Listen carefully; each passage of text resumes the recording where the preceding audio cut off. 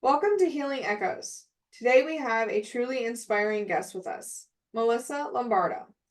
She's an inquisitive author, encouraging speaker, founder of Right Heal Thrive LLC, and a state-certified sexual assault crisis advocate. Melissa's debut publication, Hurt, Healing, and Hope: Thriving Beyond Sexual Assault, offers rare insights into the journey of healing from a survivor's perspective, accompanied by thought-provoking stories inspired by others who have faced similar challenges. Melissa is on a mission to continue her own healing and thriving, while also extending support to others who are navigating their paths towards recovery. We are honored to have her here today to share her wisdom and experiences. Hey, Thank you. Thank you very much. I appreciate that. of course, I'm really excited to have this conversation today. So can you start just by kind of telling us what inspired you as an author? When so yeah, I've always liked reading ever since I was young. My mother, who is probably listening to this podcast right now as it airs, she instilled in me the love of reading. We would go to our local library, we would participate in summer reading programs. I got to move a little flag, probably on top of a little piece of Play-Doh, all around these different mountain schemes and beach Oh, setups in the local library. And I always have loved reading, most likely because of her. As I got older, I remember having two different classes. My teachers had two projects that we would write our own stories. My first one, it was fingerprints, and I turned them into birds. I must have been wow. 8 years old or something. And the second story that I wrote was about two dogs, and the life of these two particular dogs. And I created my own little publishing imprint at the time. I made up my own little barcode, and I put Lombardo Publishing, which is my last name. Mm-hmm. And I think it was around that time that I realized that I wanted to publish a book, like for real. I must have been 10 or 12 at that time of that second, pseudo book in my class. Yeah. And, I think that was just something that impulsed me, being able to read and immerse myself into the worlds of whatever it is I was reading. And Mm-hmm. then also, as I got older, I was gifted by a friend of mine from childhood, who actually we're still friends today, Allison, if you're listening to this. And Allison gifted me a journal. And it was the first journal I'd ever received. And it was a diary. It had a little lock and a key on it. And I remember, I started writing, and I started putting two and two together. Perhaps at some point, I realized that, where reading took me to a level where I was going into the lives of others, Mm-hmm. and journaling was a way that I was going into my own life. So I Yeah. think those are a few quick examples of kind of what got me into becoming an author many years later. Yeah, definitely a passion from childhood for sure. I'm a bookworm myself, and it started at a really young age, so I can Mhm. relate. As the founder of Right Heal and Thrive, can you share more about what that mission or the goals of your organization are? Yeah, so I think I'm a person, I'm very process oriented. I see things of, in and how they connect with everything else. So a Mm-hmm. lot of, I reflect a lot. I journal. So I think journaling for me has been a way of healing, but it also helps me reflect and, Yeah. think about things that have happened during the day. And I think that before I get into Right Heal Thrive, connecting how being an author led me to Mm-hmm. form Right Heal Thrive, I think is somewhat significant. I think that your listeners might want to hear. Um, Absolutely. when I wrote those books in childhood with my classes, at that point, I knew I wanted to author something, I wanted to publish something. I didn't think that I would go through something so traumatizing and something Mm-hmm. so difficult. And that is actually what I would be later publishing. But when I was thinking about this just about a week or so, prior to coming on the show with you.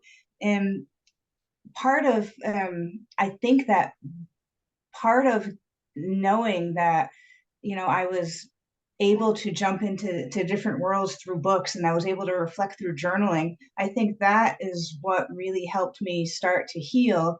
And in the end, as I moved forward, I started to realize that this is a really hard topic. Mm-hmm. How am I going to get through this? Or, and, then years later, how did I get through this? And I want to support others doing the same thing. So part of later on forming Right Heal Thrive was because I wanted to do more than even just author a book. Yeah. And the book I authored is very much so my own experience, in addition to bringing in voices of others who have experienced the same topic. Mm-hmm. And as I started to think about, my own healing, I started to kind of categorize the journal entries that it took to get to publishing that book. And I categorized those into the hurt, healing, and hope. I went through immense hurt. Then I started at some point to see that there was some hope, maybe not a lot at the time, but it existed. And then as I got towards the end, there was there was healing. I'm sorry, there was hurt, there was healing, there was hope. Mm-hmm. And as I went through this process, I started to think, well, how did I get through that hurt, healing, and hope to later thrive beyond sexual assault? Hence the Mm-hmm. title.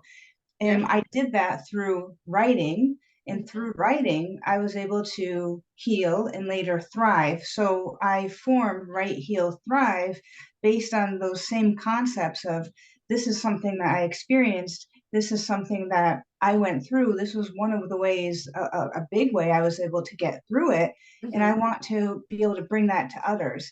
I want Yeah. them to be able to have, whoever they are, that resource to be able to work through their own hurt, healing, and hope, Mm-hmm. potentially through journaling as a way to write, heal, and thrive. So Right. in this first publication, it was very important for me to take back control of that narrative that was lost. I Yeah. didn't have a choice, unfortunately, in that matter. And I went through those hard things. And so then forming Write, Heal, Thrive was a way to say, this is my publishing and print. This is my small business to be able to give back and support others going through the same thing. And I'm going to take back control of that by Mm-hmm. having all these decisions, or making all these decisions to publish that first title. Mm-hmm. And then I went on from there, just in this past year, to publish a journal to go along with it as a journal companion under the same.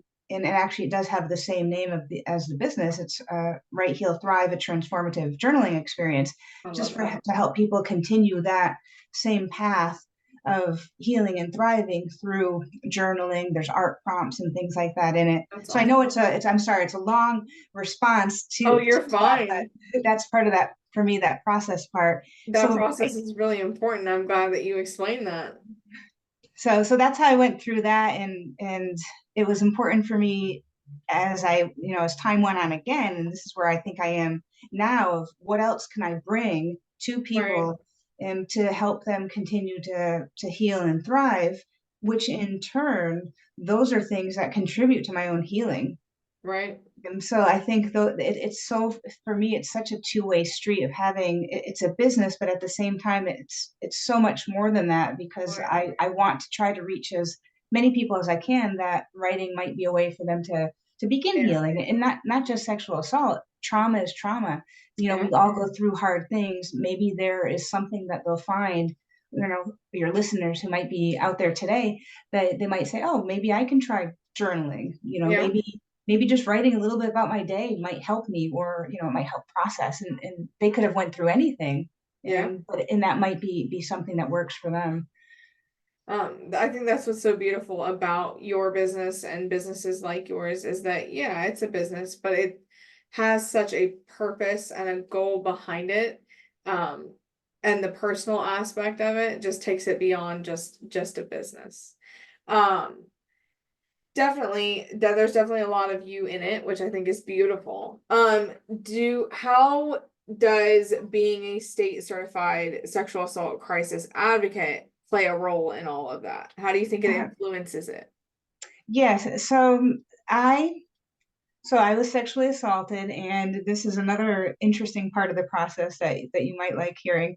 I went to a crisis center in my hometown near my university, and that particular counselor at the time, she was an advocate. She encouraged me to write, and that's Mhm. actually how I started to write and process, this experience. Nice. Many years later, And full circle, I had this manuscript of, journal entries that I now wanted to publish. And part of me, I knew at the time that I had more healing to do. And I needed to be able to be okay with speaking out words like sexual assault. I couldn't say sexual assault at that point in time. Mhm. And the way that I was able to speak it is something bad happened to me. And that was how, what, that's how I started. And I knew at some point, I did know something bad because I blocked it before. Yeah. And I started getting these different messages regarding becoming an advocate.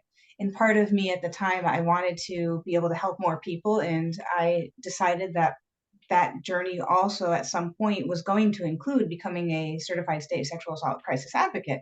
Mm. I tried to apply 3 times, and this is as I became comfortable with the topics. It took me until the third time to actually go through with it, because Mm. every time I would apply, I was able to look at the application, and Yeah. then I couldn't do it, and then I was able to apply, but I had to defer. So it took me 3 times to get through that process, take the class, and then become certified. So that was a big part of healing, to be able to do that. During that same time, I joined a writers group, and I started reading books from other survivors that inspired me to continue moving forward. So Mm. I think those two things started happening at the same time, and I started to be able to use these words that I couldn't use to refer to myself. Mhm. And from there, it just started to grow, because then I would meet people who knew I was an advocate. They knew I was writing a book on sexual assault, and they wanted to share their story with me. They wanted to talk to me about something that was happening to someone in their lives that they Mm. cared for. And it started, so I think both of those things, being an advocate and then publishing a book about something that happened to me, has opened up. I would say it's opened up community. Yeah. I wouldn't necessarily. I part of me would say, oh, it opens up doors, but the doors is to community. And Yeah. that's, I think, where true healing has really taken place for me. It's been a two-way street, and Yeah. they've inspired me to keep going, because I've had these moments where I can't be this volunteer advocate anymore. It's too much for me to take on, or I can't publish this book on my healing and thriving. My husband said to me, you're doing this, and you're publishing this, and you never talk about what happened to you, and now you're publishing about it. And I said, oh, Right. you know what, guess I am. So but it Yeah. became something that I wanted to be an integral part of my life. Of I wanted to be able to talk about a topic like this at breakfast, at lunch, Yeah. at dinner, because it's a topic that we don't normally talk about, and we need to, because that's one of the ways I think that we can create that change. So I've been an advocate now for 3 years in a row, Wow. and I'll continue to recertify myself. I'm not right now on a crisis line, but I perform advocacy, and I work with survivors almost daily, just Wow. based on what I publish and people I come across at book fairs, Right. vending and things. Like, the topic comes up Yeah. quite often, in some of the partnerships I'm doing, as with Right Heal Thrive, with, for example, Take Back the Night Foundation. So it's, Yeah. it comes up in so many different, ways. Definitely. You've definitely put yourself out there as a safe space, especially for this topic, and I think that's beautiful. We need more of those safe spaces. I love your reference to community. It's something I've talked about on my own podcast as well as on others about my own personal story. I think that community is way underrated. It's so, so important, especially when it comes to trauma. Um, just the support, the similarities of people going through the kind of the same thing, people being able to understand. It's so Mhm. vital. So I love that you brought that up. I was like, yes, thank you. um, in your book, you mentioned thriving beyond sexual assault. So what does thriving mean to you personally, and how do you encourage it for other people? Mhm. That's even that's a quick. This is a very quick story. The book actually had a different title Oh a yeah. few months before I published. It was actually called. It was the aftermath. It was Hurt, Healing, and Hope: The Aftermath of Rape and Sexual Assault. Mm. And as I looked back, months before publishing, and I said, it's not the aftermath for me anymore. Right. And I think it's more. It's moved ahead. I've Mhm. moved ahead. I've grown. I've faced this trauma head on after 20 years, Yeah. and I feel like I'm thriving. It's thriving beyond that. And so I think for me, what thriving means, it's being able to take these steps to live my best life, to support others going through that. And to be able to thrive is for me being able to just do the things that I've wanted to do that maybe I was a bit fearful of, or being able to reflect on it and be conscious about it. I've started, since that book's published, I've started studying holistic healing, and it's the mind body connection, Mm. that I think is also it's another step for me of thriving. Oh Um, yeah. to be able to go through that and now say, here, there's more, and Hmm. there is more. I mean, I don't know where the journey is going to take me, but it's just fascinating Oh yeah. that I'm able to now say, wait, you know what? There's something way more out there than I ever expected 20 years ago. Yeah. And so I think thriving is just being able to live a full life, Mm. and to be able to smile, and to be able to know that my health has even improved since working out that trauma. Oh yeah, And that to be trauma able, gets stored a lot of times and can even lead to physical ailments. I know that's become one of my main focuses right now, especially with my clients. Uh, Mhm. a lot of people don't realize that we store trauma in our body. So, Yes. um, No, no, it's completely true. So if you ever want to use this quick story, I used to get migraines, chronic mhm. migraines for years. Everything seemed to trigger me. I got 16 migraines a month.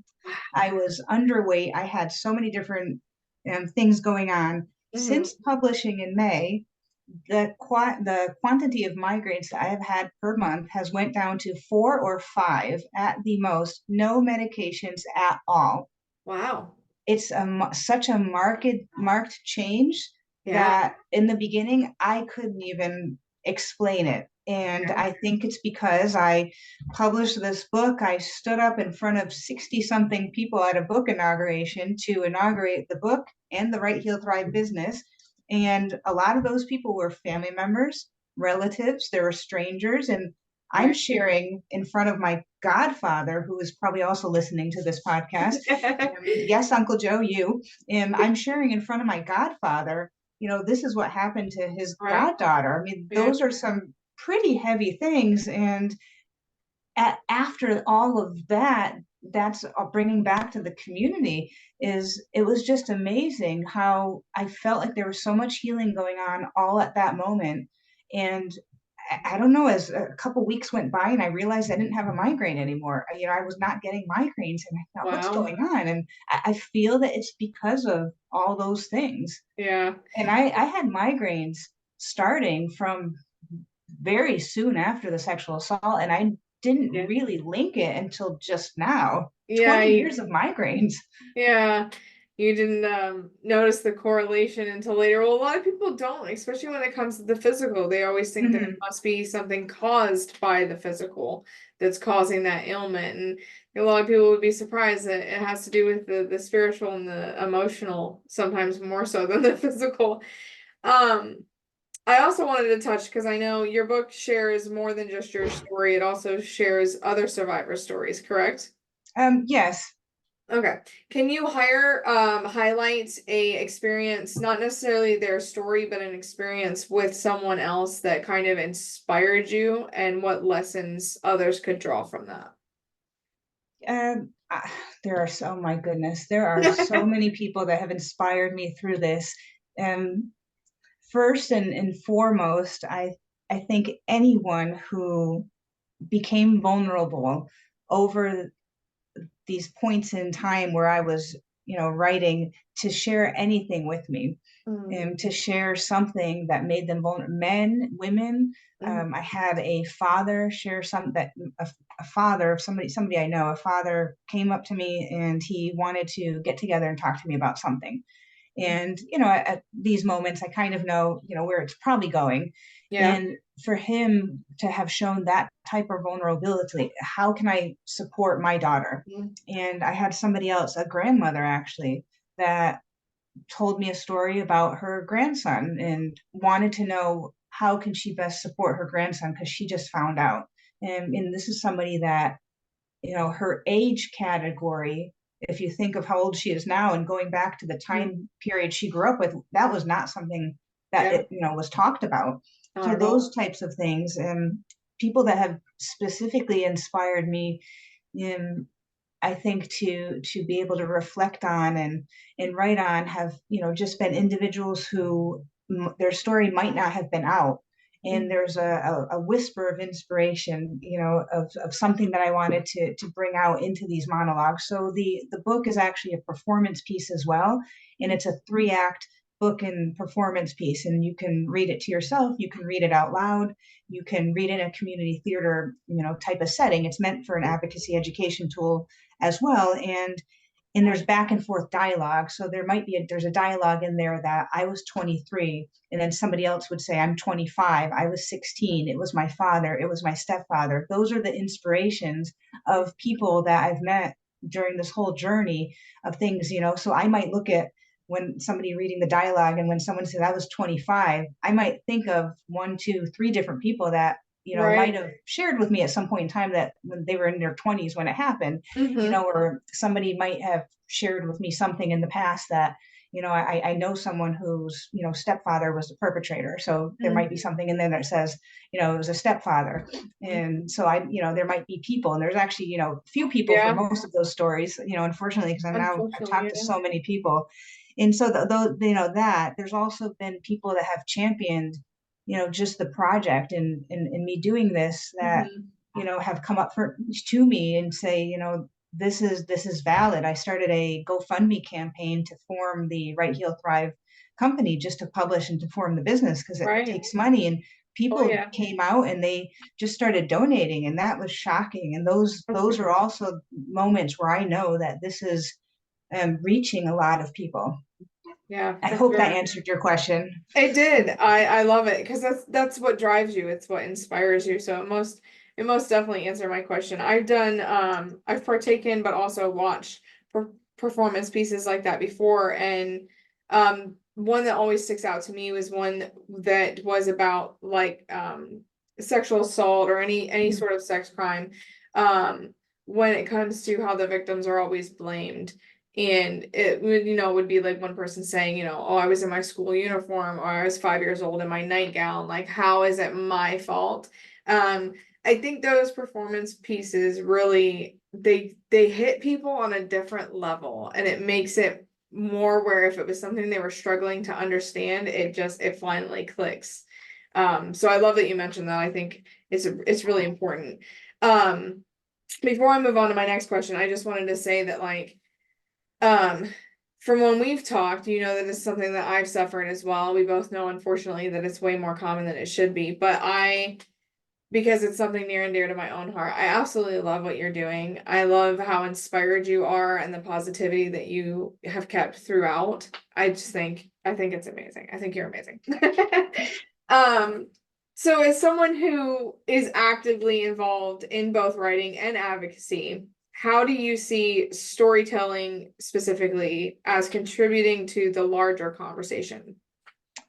I think that storytelling is transformative. Mm. I think that there are so many, for example, just thinking off the top of my head, substance abuse, for example, there's, trauma that could have happened to lead someone to abuse a substance, Mhm. may be sexual violence. There's Mhm. so many different intersections there.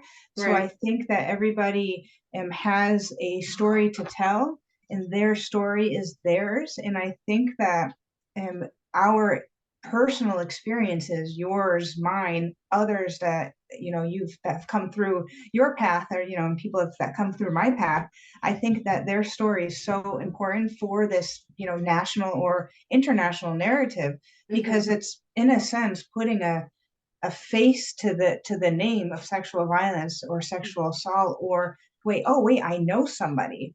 And Right. because I was silenced, I was threatened, it was something I didn't speak about, I put it in the back of my mind, and it never happened, and until it finally meant something that was affecting me to the point that I needed to handle it. But I Right. think I think that people sometimes, you get caught up into what's going on in your life and you forget that there's a person behind that statistic. You can see 1 in 4. You Yeah. can see that it disproportionately happens to people of color or people of the LGBTQ community, Hmm. or that, it happens to men or it happens to young boys, and Right. you know that because you've read it, but Hmm. then you realize in a story Hmm. or by someone sharing even someone else's narrative, you can go to Right. maybe you can go to a legislative a town hall, and there might be a bill and they're asking for survivor stories. So a survivor might not actually Right. share their own story out of for different reasons, but they might have somebody else share that story, and you're impacted by it because you just heard something now in a different type of narrative. It wasn't Right. an article that says that. And so I think storytelling is so powerful, experiential learning, and someone who's experience based that might not have maybe they're not a social worker, but they went through this. A recovery specialist is usually Right. a peer support person, with substance Mhm. abuse, and someone who's went through it and can then help their peers. That's part of Yeah. going back to what you said before, and regarding community, Hmm. and how we both feel that that's so important, because it brings it into a different narrative, that you don't realize. So I think Yeah. stories are the way to actually create additional change Yeah. along with other things. And I just actually thought about, you were asking me in the beginning about becoming a sexual assault crisis advocate. One Hmm. of the reasons why I actually, I think I wanted to do it. But one of the reasons I think that came out in the end that also made sense, but this was, years after I became an advocate, was giving me this credibility, because I have had in this publishing journey, somebody actually said to me on a publishing site, what makes you qualified to talk about this topic? And I wrote a comment back, and I don't normally respond, and it was a male, and I said, well, first, I am a sexual assault survivor. I went through this. I Yeah. said I am a certified crisis advocate as well. So Hmm. I thought to myself, that's interesting. Did that person then stop engaging because they realized that I am I'm a qualified. survivor, or that I have a credential now that I'm a Mm. certified advocate? I don't Yeah. know, but it was just interesting. So I think, I like having that balance now, to be Yeah. able to say, hey, I know this based on my own experiences, but it actually has a But word to it. And so I yeah. can bring both of those things in, and use those stories, but also back them up with, this does have sense to it as well. And I think, Yeah. just I want people to be able to hear me in any of the way that I'm able to reach them, because it's that important. Yeah, I think that's beautiful. I have actually been speaking to a contact of mine who her whole thing is the power behind your story, behind storytelling. Um Mhm. and my focus right now is on advocating for sex crimes.